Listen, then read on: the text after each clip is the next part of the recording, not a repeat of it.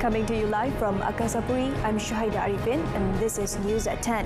Making the headlines tonight.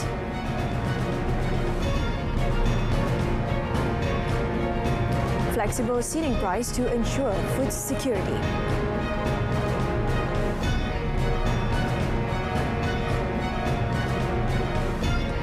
Amendments to abolish mandatory death penalty to be tabled in October.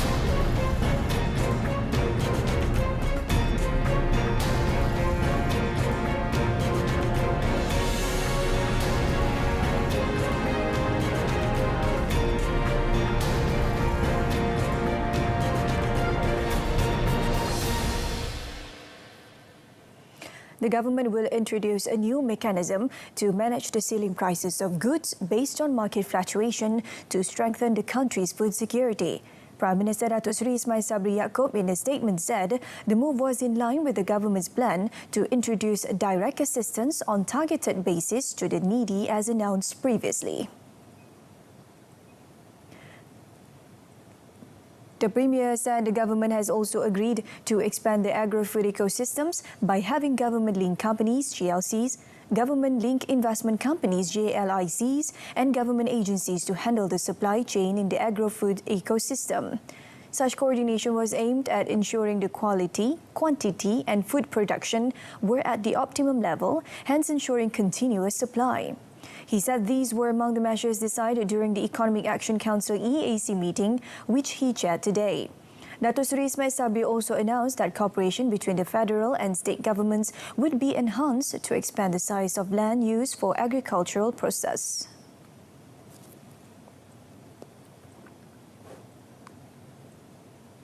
Meanwhile, EAC has also agreed to strengthen the implementation of My Mudah at all ministries, federal agencies, states, local authorities as well as trade associations.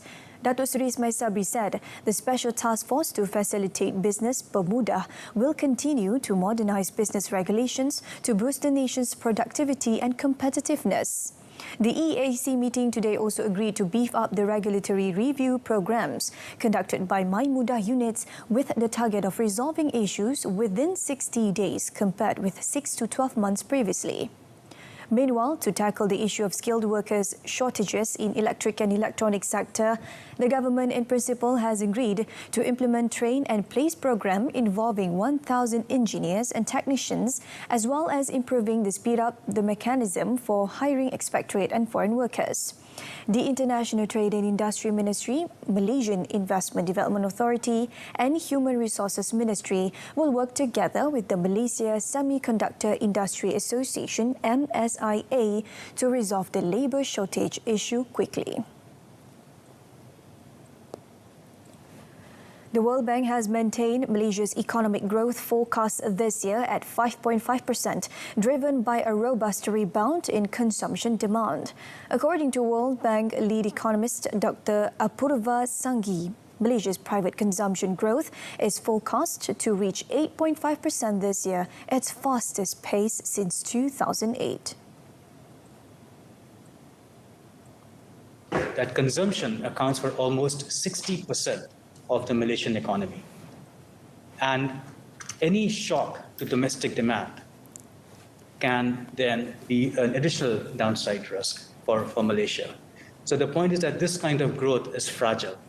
So instead of relying on consumption, ideally Malaysia needs to pivot to a more investment-based model financed by savings and not be so reliant on consumption.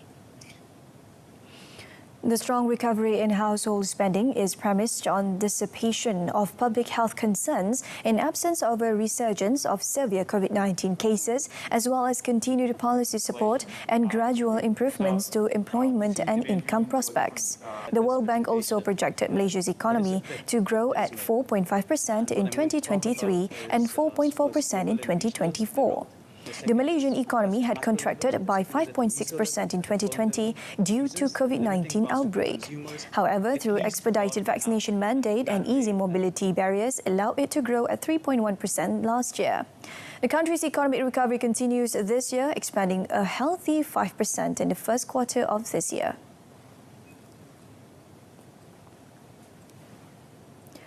Malaysia need to implement new policies to address issues surrounding electric vehicles EV sector for it to flourish in the country.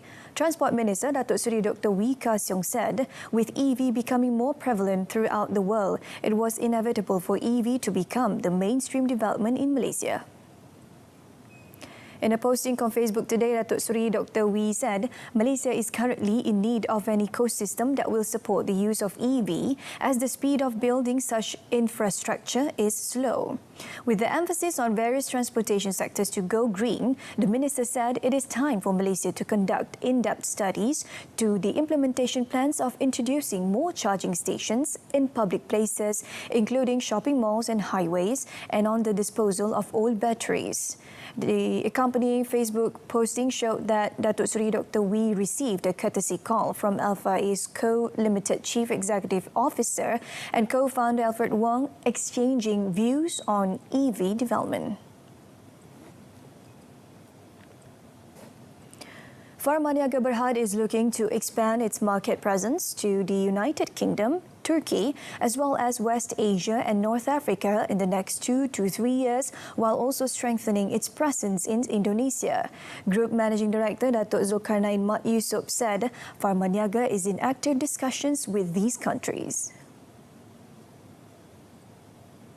For UK market, currently we are engaging with NHS, ex-NHS people to understand about the regulatory matters for the UK, and then we also going to invite MHRA to do the inspection for our plant, and then once this one being on the pipeline, we're going to enter. We target to enter into the UK market around 2 to 3 years time. He said this to reporters after announcing the group's financial performance for the first quarter ended 31st March 2022 today. Datuk Zulkarnain added that there is a huge untapped potential in Indonesia that should be explored. Meanwhile, on the rising active pharmaceutical ingredient prices, he said the group currently has a buffer stock of 3 to 6 months. He also revealed that Farmaniaga is currently finalizing the logistics and distribution contract extension agreement with the Ministry of Health to be completed by year-end. Angkatan Koperasi Kebangsaan Malaysia Berhad Angkasa aims to create 100 cooperatives for the halal poultry industry in the country. Its President Datuk Seri Dr. Abdul Fattah Abdullah said henceforth a minimum of 100 co-ops could be built each with a capacity of raising 50,000 chicken, thus contributing to the annual production of about 30 million birds.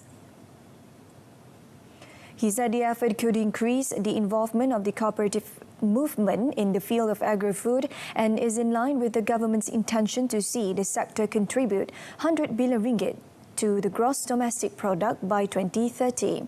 Speaking after witnessing the signing of a memorandum of understanding between Angkasa, Koperasi Negeri Johor and Mars Global Sdn Berhad today, Datuk Seri Abdul Fattah said the cooperative could be set up through collaboration with chicken suppliers such as Mars Global in Johor through contract farms.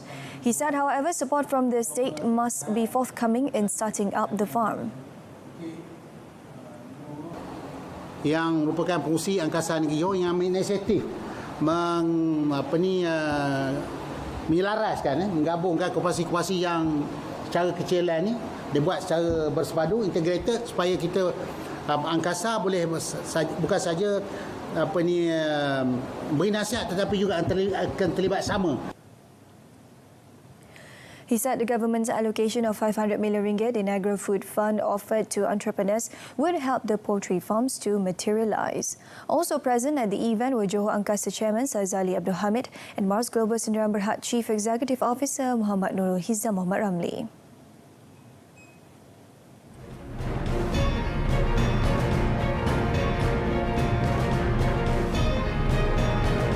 Coming up next, green light for private healthcare to borrow medicine.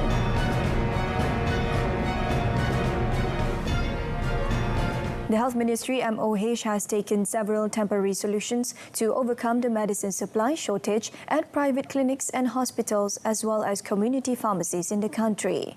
Health Minister Khairy Jamaluddin said private health facilities could apply for a loan of supply of medicines from other private health facilities or the nearest government health facility. Government health facilities, according to Khairy, can consider lending supplies of medicines for use during emergencies, crises and disasters by ensuring in advance the availability and the balance of sufficient medicine stocks for the daily activities of the government health facilities. In a statement today, he said if necessary, patients could be referred to the nearest government health facility to continue treatment. However, the patient may need to change the medication regime based on the availability at the said facility. He added that patients can also buy the medicines from community pharmacies with a prescription from the clinic or private hospital involved. He said at the same time, the MOH had also started sharing information on the list of medicines with supply shortage issues and alternative product recommendations for these medicines with private medical practitioners, private hospitals and community pharmacies. The first reading on legislative amendments to abolish the mandatory death penalty will be tabled in October at the Dewan Rakyat. Minister in the Prime Minister's Department for Parliament and Law, Datuk Seri Dr. Wan Junaidi Tuanku Jaafar, said a public survey would be conducted by the Legal Affairs Division ahead of the first reading for the amendments to gather feedback on the abolishment from the people. Oleh kerana kita tidak ada constraint of time, saya nak cuba ini saya nak cuba whether or not kita boleh bentangkan pindaan pada bulan budget session nanti, undang-undang pindaan. Kita boleh menyelesaikan persoalan-persoalan pindaan dulu dan bentangkan pindaan, melaksanakan apa yang Jemaah Menteri dah putus untuk menghapuskan mandatory death sentence pada bulan September. Bulan Oktober nanti, dan finally buat Dewan Negara akan bincang dia bulan Disember, dan insya-Allah by Januari Februari kita dah ada undang-undang tu dimansuhkan secara realiti menerusi undang-undang. He added the mandatory death penalty on those currently on death row will remain as amendments to the laws are yet to be completed. Datuk Seri Dr. Wan Junaidi, however, stressed that death sentence still exists in Malaysian law. He said the government's decision to abolish the mandatory death penalty involved 11 offences, with 9 offences under the Penal Code and another 2 under the Firearms Increased Penalties Act 1971.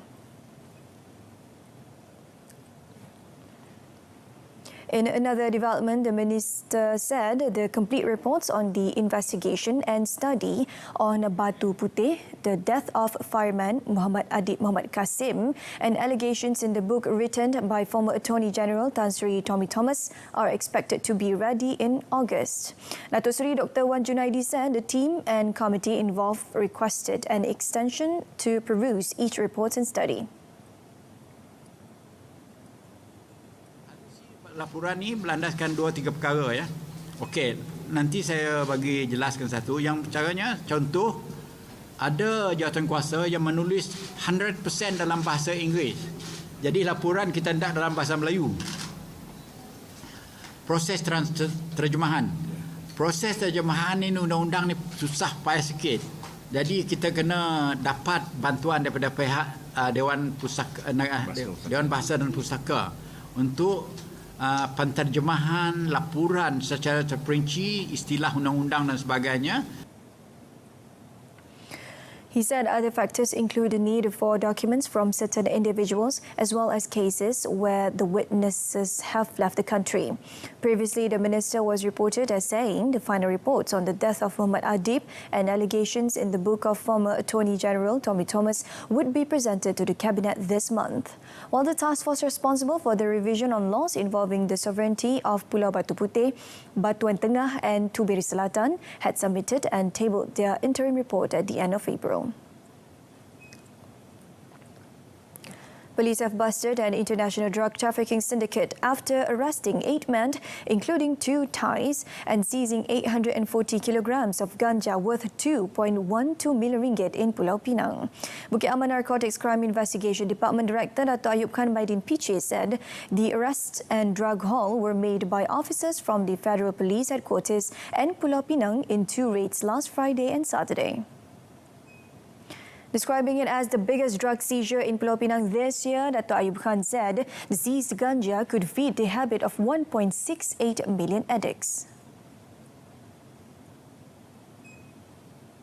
Kita ada 2 serbuan. Satu serbuan yang dibuat tu di luar, sebab tu mereka sedang membuat pemunggahan ganja ni lah. Tuan-tuan boleh tengok lori belakang tu. 7 suspek ditangkap di situ, di Sungai Bakap, dan satu lagi suspek ditangkap di Simpang 4, Penang. 8 semua tuan cakap. The house in Sungai Bakap was used as a store for the ganja, which had been smuggled in by sea from Satun in southern Thailand.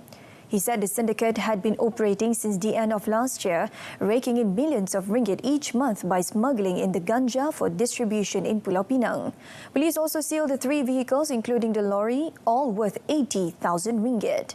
The 8 suspects have been remanded for 7 days until 18 June for investigation under Section 39B of the Dangerous Drug Act 1952.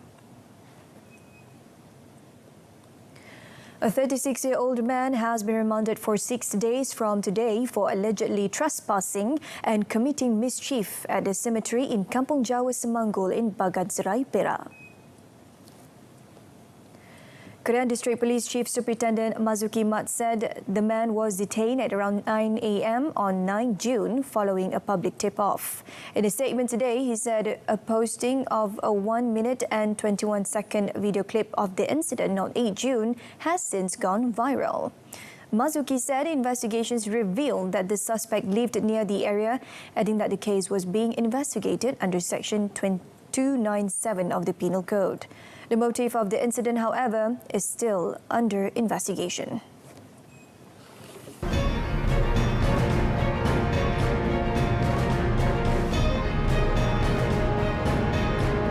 Still to come in sports, the National Stadium remains AFC choice for tomorrow's matches.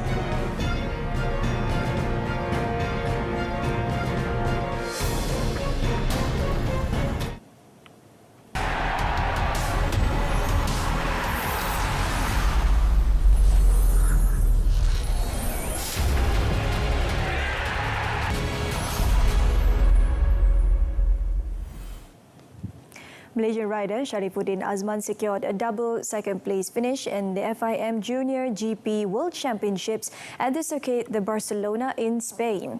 The 20-year-old rider representing SAHIH Racing initially claimed second spot of race 1, clocking in at 29 minutes and 29.888 seconds, trailing 11.364 seconds behind race winner Jose Antonio Reda of Spain. Italian rider Filippo Farioligas completed the podium, while another Malaysian, Daniel Shahmi Ahmad Sharil, only managed to finish in 14th place. The podium winners remain unchanged in race 2 as Sharifuddin, who is better known as Damo, finished the 74.5-kilometre race behind Jose, while Filippo came in third. Daniel Shahmi, who represents Asia Talent Team, was unable to finish the race.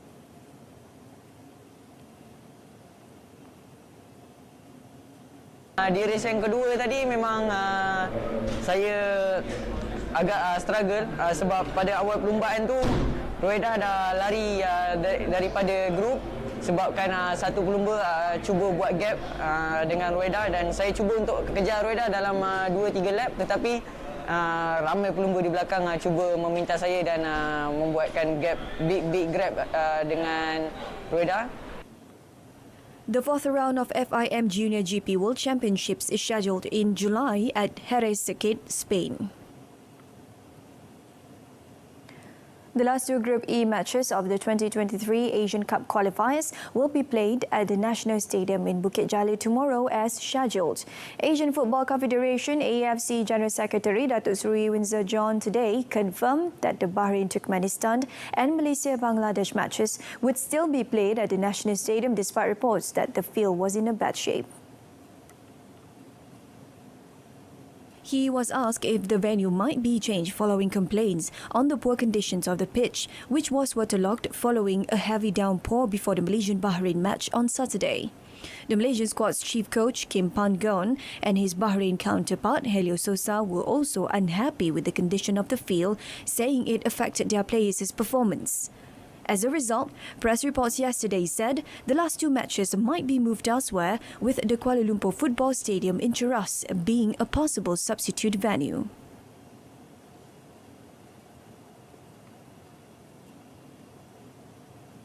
For national head coach Kim Pan-gon, managing to guide Malaysia to the Asian Cup will be the biggest honour in his coaching career. However, Pan-gon said if he could successfully lead the national team to the prestigious Asian football tournament, it was not because of him alone, but all parties who work hard in developing football in the country. The 53-year-old South Korean coach admitted that Malaysia has the best squad at the moment and that he has high respect for the professionalism and ability of the Harimau Malaya squad players. Malaysia will lock horns with Bangladesh in the final Group E match of the 2023 Asian Cup qualifiers at the National Stadium in Bukit Jalil tomorrow night, with the home team aiming for 3 points to brighten up their chances of qualifying for the Asian Cup. Ahead of the clash, Pan-gon said that overall, Bangladesh were a strong team and capable of presenting interesting games as well as creating dangerous scoring opportunities.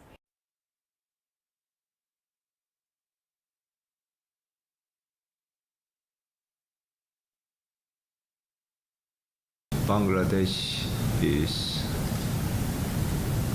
very strong opponent for us. So I think we must be well prepared in terms of all the elements, tactical, technical, mental, and strategical. So properly we will approach this game. We know how important this game. Everybody will know that. So there is no thing that easy game or disrespect opponent team. We will fully respect opponent team. After two matches, Bahrain lead Group E with 6 points, while Malaysia and Turkmenistan are in second and third place respectively with 3 points, while Bangladesh are at the bottom without any points. Only the group winners and the 5 best runners-up across all groups will qualify for the 2023 Asian Cup. Alright, that ends news at 10. Wrapping up the news with a reminder of our top story tonight: flexible ceiling price to ensure food security. Join us for updates at 12:30 tomorrow. Till then, I'm Shuhaida Arifin. Stay tuned to Saluran Berita RTM. Have a pleasant evening.